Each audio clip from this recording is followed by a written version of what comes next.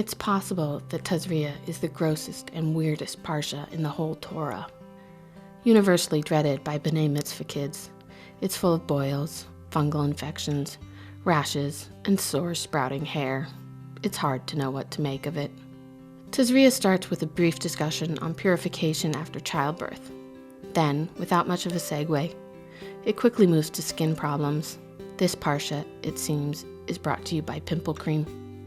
Unfortunately, the biblical kind of problem skin can't be solved by a call to a 1-800 number for a facial scrub. Nobody's exactly sure, in fact, what kind of problem skin it was. It's a skin disease that's called tzara'at, and it's usually translated as leprosy, but that's not right either. It's a little like scaly psoriasis, and a little like spotty vitiligo, but it's neither, and rabbis tell us it only existed in biblical times.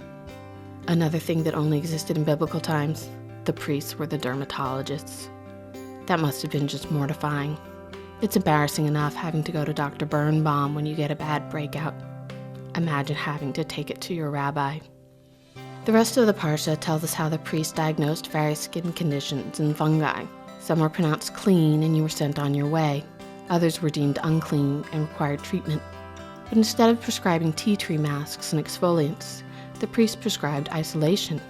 If you had a particularly bad case, you had to tear your clothes, cover your upper lip, uncover your head, proclaim, "Unclean, unclean," then go live outside the camp for a while. It's hard not to see this treatment as a little extreme. Isn't having the funny-looking rash punishment enough? Do you really have to make yourself look even worse, announce your impurity, then go live alone in the wilderness? Well, yes, the rabbis explain, because this particular rash is not just a rash. Tzara'at was the punishment for the sin of gossip. You say something crummy, and the next thing you know, you're covered in white spots and headed on an extended solo camping trip. Isolation is necessary, but not for the reason you'd think. It's not the rash that's contagious, it's the gossip. Fortunately, both are treatable. So you go off for a while, and it's lonely, but then you're healed.